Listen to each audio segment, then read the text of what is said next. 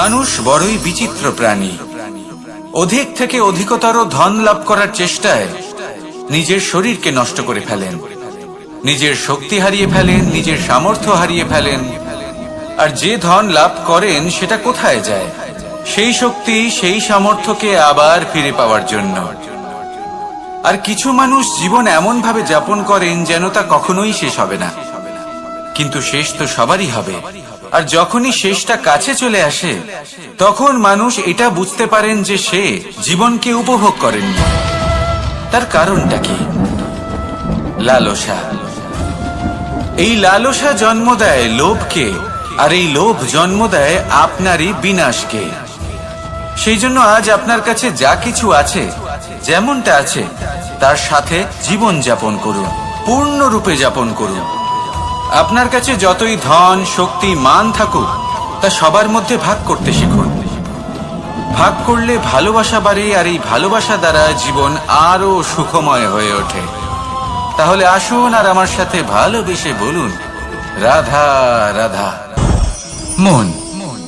জীবনে যখনই কোনো বস্তু বা সুখ স্বাচ্ছন্দ্য অধিক মাত্রায় আপনার কাছে চলে আসে, তখন নিজেকে শ্রেষ্ঠ মনে করার একটা প্রবণতা দেখা যায়, যা হয় আত্মবিশ্বাসে পরিণত হয়, নয়তো অহংকারে। এবার আত্মবিশ্বাস আর অহংকারের মধ্যে অনেক বড় পার্থক্য রয়েছে। আমি এটা করতে পারি, আমি ওটাও করতে পারি, এ হলো আত্মবিশ্বাস। শুধুমাত্র আমি এটা করতে পারি, শুধুমাত্র আমি ওটাও করতে পারি, আমি হলাম সর্বশ্রেষ্ঠ, এটা হলো অহংকার। এবার এই অহংকার এর ধ্বনি অনেক দূর প্রবাহিত হয়, আর এর প্রহার সর্বপ্রথম আপনাকে বিপর্যস্ত করে।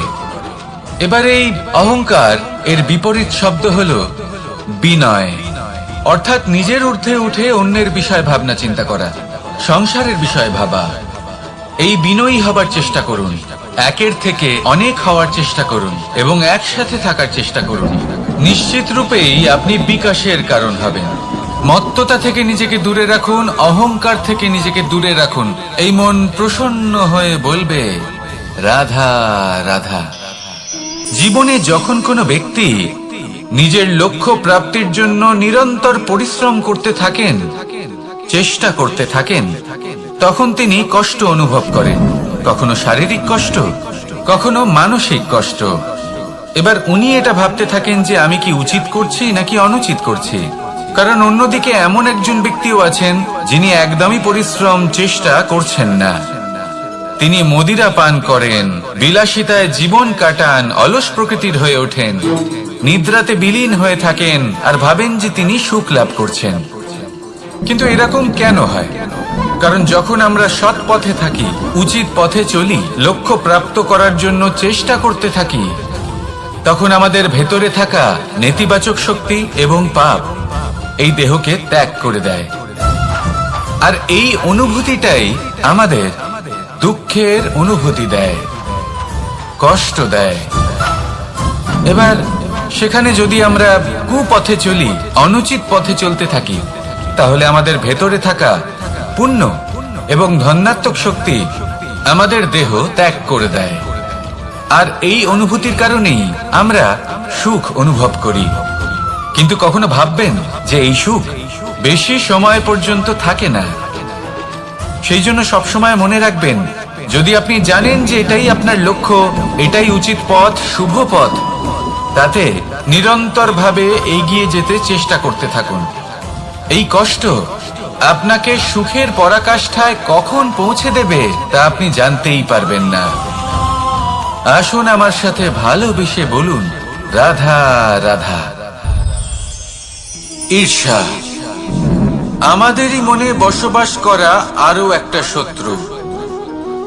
তবে এই শত্রু কখনো কখনো আমাদের জন্য লাভদায়কও হতে পারে, কিন্তু যদি আমরা সতর্ক না থাকি তাহলে সেটা ততটাই ঘাতক হয়ে উঠতে পারে। যদি আপনার কোনো প্রতিদ্বন্দ্বী থেকে থাকে যে এগিয়ে চলেছে, তাকে দেখে আপনার মনে ঈর্ষা উৎপন্ন হয়, আর ঈর্ষাবশত আপনি নিরন্তর চেষ্টা করতে থাকেন, পরিশ্রম করতে থাকেন সামনে এগোনোর জন্য, তাহলে তার দ্বারা আপনার বিকাশই হবে। কিন্তু যদি আপনি নিজের বিরোধীকে শেষ করতে দেওয়ার জন্য অগ্রসর হন, তাকে বিনাশ করার জন্য অগ্রসর হন, তাহলে এই ঈর্ষা প্রথমে আপনার বিনাশ অবশ্যই করবে। একটা কথা আছে, এটা পশু প্রবৃত্তি, আপনি শুধুই নিজের বিকাশের কথা ভাববেন। তিনিই হলেন প্রকৃত মানুষ, যিনি অন্য মানুষের জন্য প্রাণও দিতে পারেন। এই ঈর্ষা যদি আপনাকে বিকাশের পথে নিয়ে যেতে পারে তাহলে খুবই ভালো। যদি আপনাকে অন্য কাউকে বিনাশ করে দেওয়ার পথে অগ্রসর করে তাহলে তার থেকে দূরে থাকাই ভালো। যেমন ধরুন, আপনার কাছে একটা সূচ আছে যার দ্বারা আপনি ছেঁড়া কাপড়ও সেলাই করতে পারবেন বা অন্য কারোর পাত্রে ছিদ্রও করে দিতে পারবেন। আপনি কি চাইবেন, নিজের বিকাশ নাকি অন্য কারোর বিনাশ? সিদ্ধান্ত আপনারই। আসুন আর আমার সাথে ভালোবেসে বলুন, রাধা রাধা। বিষ এবং অমৃত, এর ভিত্তিতেই সংসার চক্র চলতে থাকে। যখন সমুদ্র মন্থন হয়েছিল তখন এই দুই প্রাপ্ত হয়েছিল। প্রথমে বিষ পাওয়া গেল, তারপর অমৃত। জীবন মন্থন করলেও এগুলো লাভ করা যায়। এবার এই যে বিষ, তা হলো অমৃতের থেকে অনেক বেশি শক্তিশালী এবং সেই জন্যই অনেক বেশি ঘাতকও। এবার বোঝার চেষ্টা করি এই বিষ আসলে কি। যে কোনো বস্তু বা কোনো ভাব যদি মাত্রার থেকে বেশি পরিমাণে আপনার কাছে থাকে, প্রয়োজনের থেকে বেশি আপনার কাছে থাকে, তাহলে সেটা আপনার কাছে বিষ সমান হতে পারে। তা সে ধন হোক, শক্তি হোক, সম্মান হোক, ইত্যাদি ইত্যাদি। যদি আপনার কাছে এমন কিছু থেকে থাকে যা মাত্রার থেকে বেশি পরিমাণে আপনার কাছে আছে, তাহলে তাকে ভাগ করতে শিখুন। যদি আপনি ভাগ করতে শিখে যান তাহলে এই বিষই আপনার জন্য অমৃতে পরিণত হবে, আর তাদের কাছেও অমৃত সমান হয়ে উঠবে যাদের এই সাহায্যের প্রয়োজন। তাহলে ভাগ করে নিতে শিখুন আর আমার সাথে ভালোবেসে বলুন, রাধা রাধা। কোনো বাড়িতে, কোনো পরিবারে যখন কারোর জন্ম হয় তখন তা কত সুখের মুহূর্ত হয়। সেই ছোট্ট সন্তান যখন কিছুটা বড় হয়, সে হাঁটার চেষ্টা করে, আর সেই প্রক্রিয়াতেও খুব বড় একটা শিক্ষা লুকিয়ে রয়েছে, ঠেলে দেওয়া। যখন আপনি হাঁটতে চান, সামনে এগোতে চান, তখন আপনি কি করেন? নিজের পায়ের তলার যে মাটি তাকে আপনি পেছনে ঠেলে দেন। ব্যাস, এই একই জিনিস তো জীবনেও শিখতে হবে। এবার যদি আপনি জ্ঞানের পথে অগ্রসর হতে চান তাহলে অজ্ঞানতাকে পেছনে সরিয়ে দিতে হবে। যদি আপনি প্রকাশের দিকে এগোতে চান তাহলে অন্ধকারকে পেছনে সরিয়ে দিতে হবে। যদি আপনি ভবিষ্যতে সফল হতে চান তাহলে অতীতের যে অসফলতাগুলিকে পেছনে সরিয়ে দিতে হবে। যে জল বইতে বইতে থেমে যায় তাকে আমরা নালা বলে থাকি, তার থেকে দুর্গন্ধ বের হয়। কিন্তু যে জল বইতেই থাকে তাকেই আমরা পবিত্র জল বলি। তাহলে আপনিও কর্ম করতে থাকুন, কখনো থামবেন না, আর আমার সাথে ভালোবেসে বলুন, রাধা রাধা। দেবে যে আপনি বড় বড় সমস্যার সমাধান করতে পারবেন। এবার যদি কথা বলি সব থেকে কঠিন সময়ের, তাহলে সেটা হলো বিচ্ছেদের। যা মা সীতাকে সহ্য করতে হয়েছে শ্রীরামের জন্য, রাধা কৃষ্ণকেও সহ্য করতে হয়েছে। যে ব্যক্তি বিচ্ছেদের সময় সঠিক পথে চলে এসেছে সে জীবনে অনেক শ্রেষ্ঠ স্থানে অবশ্যই পৌঁছতে পারবে। এবার যদি কথা বলি সব থেকে জরুরি এবং গুরুত্বপূর্ণ সময়ের, তাহলে সেটা হলো সংযোগ। সকলকে সাহায্য করতে থাকুন। আপনি অন্যদের সাহায্য করে তাদের যত আনন্দ দিতে পারবেন ততটাই আনন্দ আপনারও জীবনে অবশ্যই আসবে। আসুন আর আমার সাথে ভালোবেসে বলুন, রাধা রাধা। কামবোধ, এটাই আপনার অন্তরের প্রথম শত্রু। বেশিরভাগ মানুষই কামবোধ বলতে লালসা বোঝেন, কিন্তু এটা সম্পূর্ণ সত্য নয়। কামের আসল অর্থ হলো কামনা। এটা খুবই সহজ ব্যাপার। মনুষ্য শরীর থাকলে, মানুষের মন থাকলে এই কামনা অবশ্যই থাকবে। এবার এটাই দেখতে হবে যে এই কামনা নেতিবাচক কামনা নাকি ইতিবাচক কামনা। অন্য কারোর জিনিসে নজর দেওয়া, অন্য কোনো মানুষের উপর নজর দেওয়া, কোনো অনুচিত বস্তুর দিকে নজর দেওয়া, এই নেতিবাচক কামনা। আর এই দুষ্কামনা মানুষকে দিয়ে অপকর্ম করাবেই। তাই মনে রাখবেন, যে ব্যক্তি নিজের কামনাকে নিয়ন্ত্রণে রাখতে পারেন তিনি সঠিক পথেও থাকেন, সঠিক লক্ষ্যে পৌঁছতেও পারেন। যিনি কামনা নিয়ন্ত্রণে রাখতে পারেন না তিনি তার পথও হারিয়ে ফেলেন এবং লক্ষ্যচ্যুতও হন। তাই মনে রাখবেন, নিজের কামনাগুলিকে নিয়ন্ত্রণে রাখুন, কাম নামক এই শত্রুর ওপর বিজয় লাভ করুন, আর আমার সাথে ভালোবেসে বলুন, রাধা রাধা। ক্রোধ আপনার অন্তরের আরো একটা শত্রু। এই ক্রোধ আসলে কি? আপনার মনের এক ভাবনা, যা আপনার মনেই উৎপন্ন হয়। এই মন আত্মার সাথে যুক্ত থাকে। এখন একটা ভাবনা যা আত্মার সাথে যুক্ত থাকে তাকে অনুচিত কেন বলা হয় সেটা বোঝার চেষ্টা করুন। ক্রোধ কখনো কখনো জরুরি হয়, বিশেষ রূপে তখন যখন আপনি সঠিক পক্ষে দাঁড়িয়ে রয়েছেন এবং সামনের ব্যক্তি অধর্মের পক্ষে রয়েছেন আর বিনম্রভাবে মানছেন না। যেমন শ্রীরাম ক্রুদ্ধ হয়েছিলেন সাগরের ওপর, ওটা উচিত ছিল, আর তা ততক্ষণই উচিত যতক্ষণ আপনি ক্রোধকে নিয়ন্ত্রণ করছেন। যদি ক্রোধ আপনাকে নিয়ন্ত্রণ করতে শুরু করে তাহলে পরিস্থিতি এমনও হতে পারে, ধরুন একজন ব্যক্তির প্রতি ক্রোধের কারণে আপনি তার ক্ষতি করতে চান। আপনি একটা কয়লা হাতে নিলেন আর সেই কয়লা সামনের ব্যক্তির ক্ষতি করার পূর্বে আপনার হাত জ্বালিয়ে দেবে। ব্যাস, ক্রোধ এটাই করে, সর্বপ্রথম আপনার ক্ষতি করে, আপনার বিবেক হরণ করে নেয়, আপনি আপনার নিয়ন্ত্রণ হারিয়ে ফেলেন আর সবকিছু নষ্ট হয়ে যায়। বেশিরভাগ মানুষ ক্রোধে এমন সিদ্ধান্ত নেন যে সেটা তাদেরই বিনাশের কারণ হয়ে দাঁড়ায়। আর কিছু মানুষ বলেন যে আমাদের জীবনে এত যন্ত্রণা আছে, এত সংকট আছে যে ক্রোধ উৎপন্ন হবেই। আর এরকম সময় এটাই উচিত হবে যে আপনি নিজেকে ক্রোধের থেকে দূরে রাখুন আর তারপর সমস্যার নিবারণ করুন। আর এই নিবারণই আপনার জীবনকে একটা শ্রেষ্ঠ স্তরে পৌঁছে দেবে। তাহলে ক্রোধ থেকে দূরে থাকুন, সুপ্রসন্ন থাকুন, আর আমার সাথে ভালোবেসে বলুন, রাধা রাধা। লোভ আপনার অন্তরের আরো একটা শত্রু। দেখতে গেলে এটা একটা শব্দ, একটা সংস্কৃত শব্দ, লব ধাতু থেকে উৎপন্ন হয়েছে। এর অর্থ কিছু লাভ করা। কিছু লাভ করা অনুচিত নয়, আরো কিছু লাভ করাও অনুচিত নয়, কিন্তু সব থেকে বেশি আমি লাভ করব, আমি আরো চাই, আরো বেশি চাই, আরো বেশি পেতে চাই, এটাই হলো লোভ। আর এই লোভ যখন গ্রাস করে তখন আপনি যা পেতে চান, সে ধনই হোক বা মানই হোক, তা অর্জন করার জন্য মানুষ যে কোনো স্তরে পৌঁছে যেতে পারে। যদি মানুষ ধন অর্জন করতে চান তাহলে তার জন্য তারা অধর্মের পথেও চলতে পারেন। যদি সম্মান অর্জন করতে চান তাহলে অন্য মানুষকে ছোটও করতে পারেন।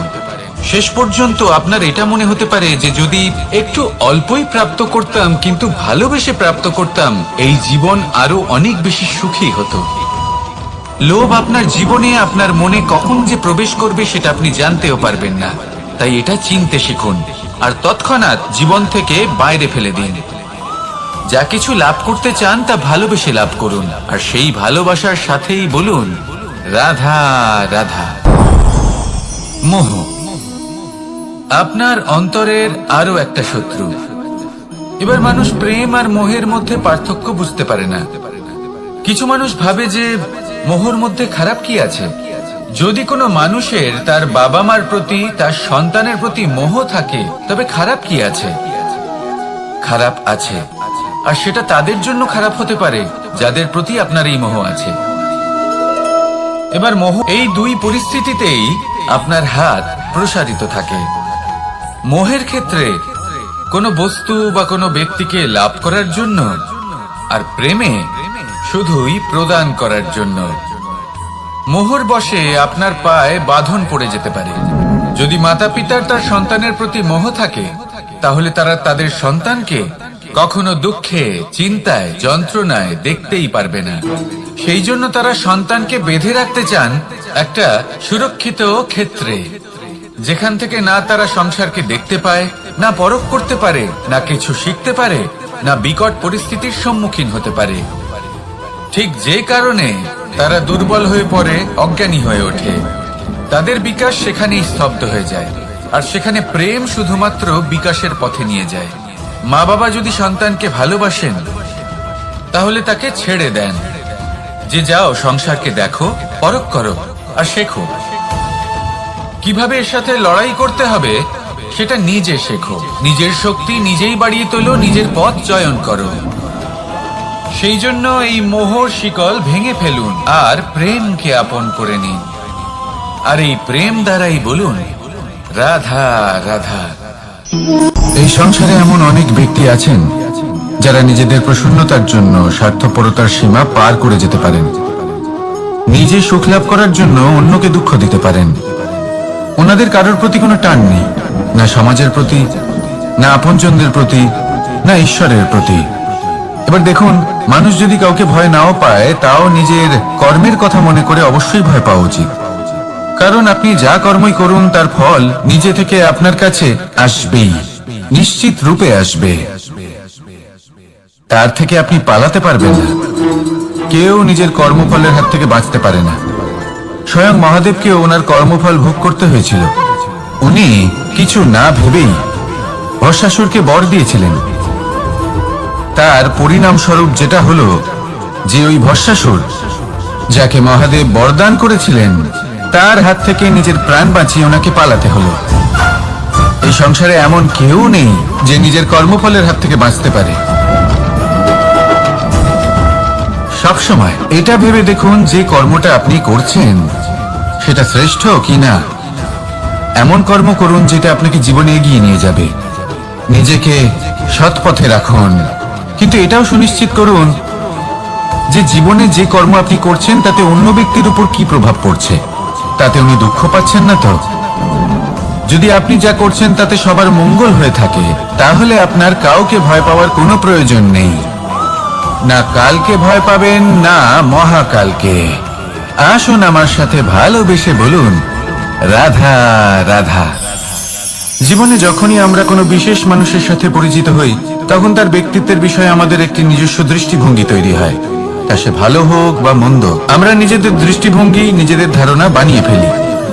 কিন্তু আপনি কি নিশ্চিত রূপে বলতে পারেন যে এই যে আপনার দৃষ্টিভঙ্গি, সেটাই সেই ব্যক্তির পূর্ণ সত্য? সেই ব্যক্তি সত্যি সেরকমই। বোঝার জন্য আপনাকে সেই ব্যক্তির কাছাকাছি থাকতে হবে।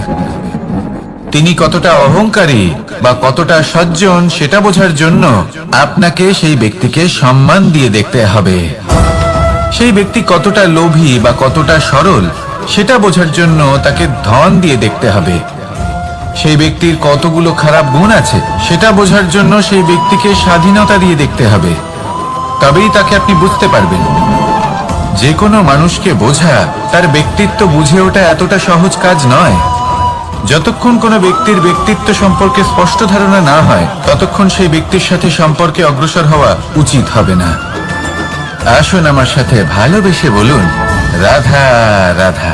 এই সংসারের দুটি সব থেকে শক্তিশালী শব্দ হলো নীরবতা এবং প্রসন্নতা। এই দুটি সব থেকে বেশি কঠিনও। এবার আপনি বলবেন এতে কঠিনের কি আছে? না, ক্ষেত্র বিশেষে নিজে নীরব থাকা হলো অত্যন্ত কঠিন।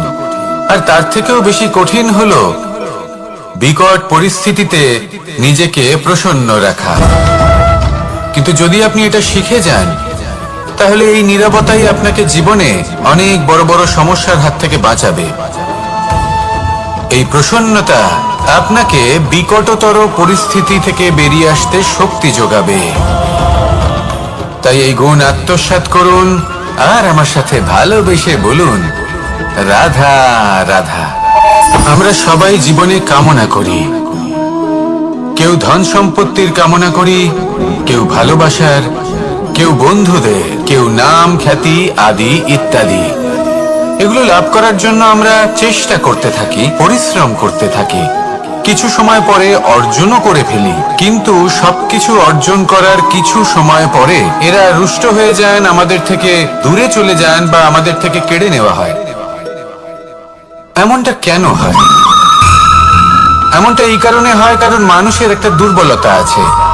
কোনো কিছুই অর্জন করার পরে আস্তে আস্তে সে তার মূল্য, তার গুরুত্ব ভুলে যায়, তার জন্য চেষ্টা করা ছেড়ে দেয়।